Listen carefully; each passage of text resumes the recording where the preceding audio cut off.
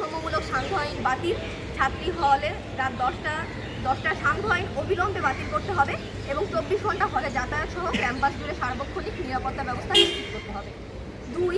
সকল হলে অবাধ প্রবেশাধিকার, বৈধ আইডি কার্ড প্রদর্শন সাপেক্ষে অনাবাসিক ও অন্যান্য হলের শিক্ষার্থীদের নিজ নিজ বা যে কোনো হলে প্রবেশের অধিকার দিতে হবে এবং অনুমতি সাপেক্ষে অন্য হলের ছাত্রীদের রাত্রি যাপনের সুযোগ দিতে হবে। 3. নারী স্বজনদের প্রবেশের অনুমতি, ছাত্রীদের মা বোন সহ পরিবারের নারী স্বজনদের হলে প্রবেশের প্রশাসনিক সুযোগ নিশ্চিত করতে হবে। মুক্তবুদ্ধি চর্চা ও সার্বিক লিঙ্গসমতা প্রতিষ্ঠার লক্ষ্যে অতি দ্রুত এসব বৈষম্যমূলক নিয়ম সংশোধন করে নারী শিক্ষার্থীদের অধিকার স্বীকৃতিতে আপনার কার্যকর হস্তক্ষেপ কামনা করছি। বিদিত ঢাকা বিশ্ববিদ্যালয়ের নারী শিক্ষার্থী পক্ষ থেকে অবদান। পরিচয়টা বলবেন? আমি ইশরাত জাহান, ঢাকা ইউনিভার্সিটির সাইকোলজি ডিপার্টমেন্টে মাস্টার্স। আপু আজকে স্মারকলিপি দিয়েছেন, এরপরে ডিসি স্যারকে আপনার কী কথা হলো একটু আমাকে বলবেন?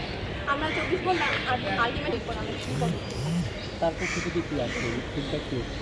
আচ্ছা, এই আমরা জানি দীর্ঘ সময় ধরে ছাত্রীদের এই আন্দোলন। আজকে ডিসি স্যারের পক্ষ থেকেও বলা হলো যে 1995 সালেও নারীরা এই ধরনের আন্দোলন করেছিল, সেটারই এক ধরনের ধারাবাহিকতা আমাদের এই অবরোধবাসিনী প্ল্যাটফর্ম। এখান থেকে আসলে আমরা বিশ্ববিদ্যালয় প্রশাসনের কাছে গত প্রায় 10 দিনের চেয়ে বেশি সময় ধরে তারা আমাদেরকে বলছে যে প্রভোস্ট স্ট্যান্ডিং কমিটির মিটিং সহ নানা ধরনের যেই ব্যুরোক্রেটিক যে ঝামেলাগুলো, আমলাতান্ত্রিক জটিলতায় তারা আমাদেরকে দেখিয়ে যাচ্ছে। বিশ্ববিদ্যালয়ের প্রশাসন বলেছিল যে 5ই আগস্টের মধ্যে তারা প্রভোস্ট স্ট্যান্ডিং কমিটির সাথে আলোচনা করে তারা আপডেট চাইছে, কিন্তু আজকে আবার তারা বলছে যে 5ই আগস্টের পরে তারা আলোচনা করবে বলেছে।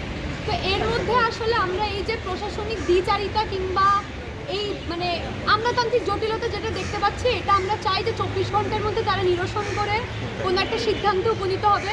এই 48 ঘন্টার মধ্যে তারা যাতে প্রভোস্ট স্ট্যান্ডিং কমিটির মিটিং সম্পন্ন করে। এই ক্ষেত্রে আসলে কোনো আইনগত কিংবা অন্য কোনো রাজনৈতিক কোনো ধরনের বাধাই নেই, এটা পুরোপুরিভাবে একটা সামাজিক বাধা।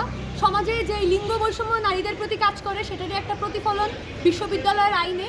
আমরা চাই এই জিনিসটা 48 ঘন্টার মধ্যে সুরাহা হোক ঢাকা বিশ্ববিদ্যালয় প্রশাসনকে। তাই আমরা আর কোনো সময় অপচয় না করে 48 ঘন্টার মধ্যে প্রভোস্ট স্ট্যান্ডিং কমিটির মিটিংটা শেষ করে বা প্রয়োজনীয় পদক্ষেপ নিয়ে 48 ঘন্টার মধ্যে তাদের সিদ্ধান্ত জানানোর আহ্বান জানিয়েছি।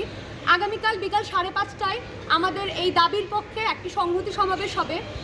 ওনারা আমাদের সাথে যেভাবে কথা বলেছে ওইখান থেকে আমাদের মনে হয়েছে যে ওরা এই ব্যাপারটার সম্বন্ধে অবগত এবং ওনারা চাইছে যে এমন কিছুর একটা সুরাহা হোক।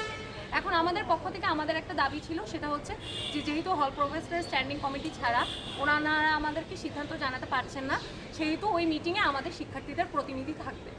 কিন্তু ওনারা আমাদের এই দাবি গ্রাহ্য করেননি। তাই ওনাদেরকে আমরা 48 ঘন্টা সময় বেঁধে দিয়েছি। এই 48 ঘন্টায় সময় পরবর্তী অবস্থানে আসলে আমরা বলতে পারবো যে ওনারা আমাদের প্রতি কতটা মানে এই দাবিটা আমাদেরকে কতটা ওনারা রাখবেন এবং রাখবেন না। আমরা আশাবাদী, আমরা আশা করছি যে আমাদের প্রশাসন সে হচ্ছে আমাদের এই যৌক্তিক যে আন্দোলন, সেই যৌক্তিক আন্দোলন এবং যৌক্তিক যেই দাবি, সেই দাবিতে ওনারা দ্বিমত হবেন না, ওনারা আমাদের এই কথা রাখবেন।